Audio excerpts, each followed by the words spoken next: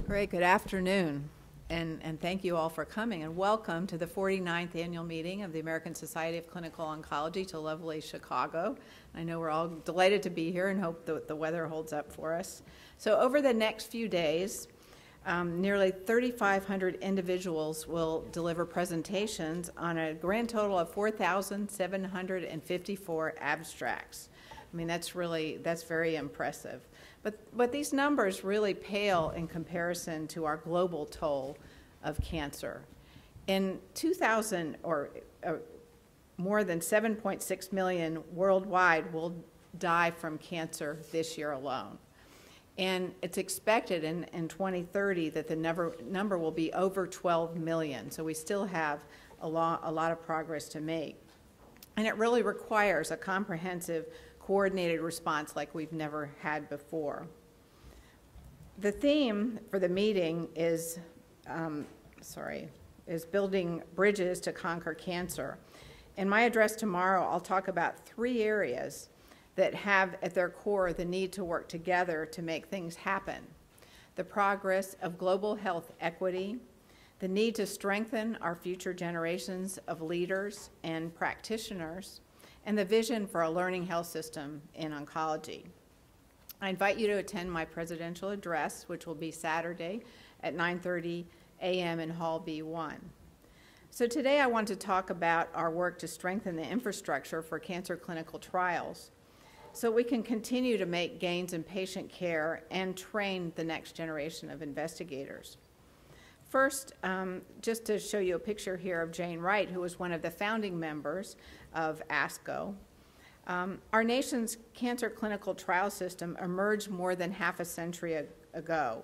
It was designed, built, and improved over the years thanks to many of our pioneering leaders like Dr. Wright, who, as I said, was one of the founders of ASCO, and Dr. Fry, both of whom passed away just this past year. Thanks to the work of these and many other early clinical trialists, we've really made remarkable advances, and you'll hear many of them at our meeting in the next few days. And we've improved survival and quality of life for millions of people with cancer. But the progress is occurring under the cloud of the federal budget slashing. And even before the most recent budget cuts, our clinical cancer research infrastructure didn't have the strong federal funding it needed to move quickly into the era of precision medicine.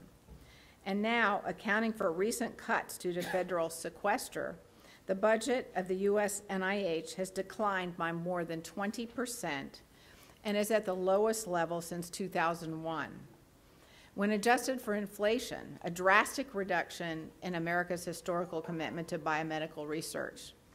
And new and competing research grants are estimated to be at the lowest level since 1998. The National Cancer Institute, which, as you know, is a component of NIH that supports some of the most important cancer clinical trials, and as you heard, many will be presented here, have been NIH funded, made cuts of 6% or more to research grants, cancer centers, and other research programs. And NCI's funding is back to its 1998 level, as shown by this red dotted line. These cuts will slow our progress at the moments of greatest scientific potential. ASCO has called on Congress to maintain a strong commitment to NIH funding for FY 2014.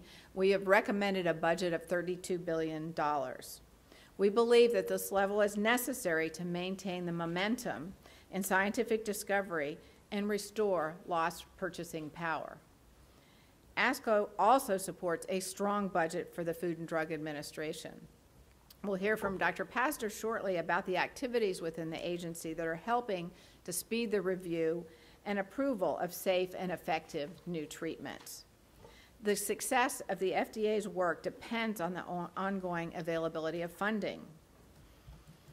ASCO has called for a range of other changes to accelerate the pace of new advances. Our 2011 Blueprint report laid out a comprehensive vision for a new clinical cancer research system for the molecular era. The Blueprint called for development of new therapies to be driven primarily by the molecular characteristics of each patient's cancer rather than only by the location in the body.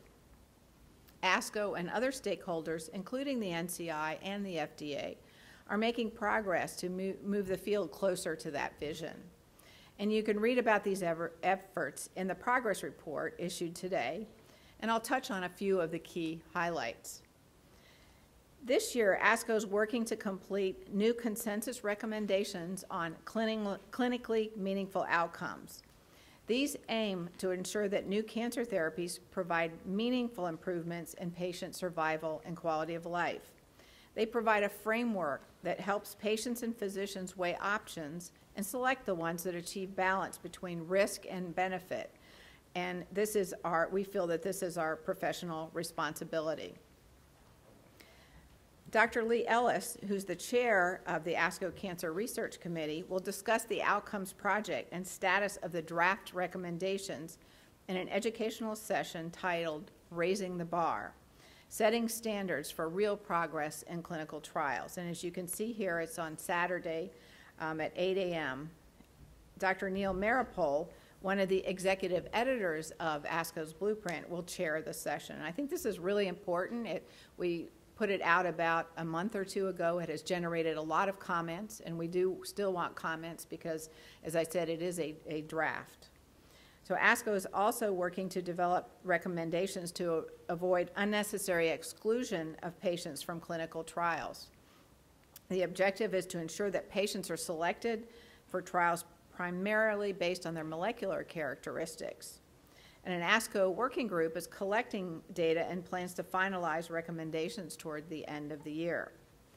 An initiative that I've been involved in March, we had an FDA workshop in which ASCO and other societies partnered with the FDA to discuss the use of surrogate endpoints for approval, or accelerated approval, for breast cancer. And we specifically talked about pathologic CR for accelerated approval for breast cancer. And this was based on the draft guidance that the FDA had put out. So these endpoints are really critical to new trial designs that really will provide meaningful data on patient benefit in a shorter period of time.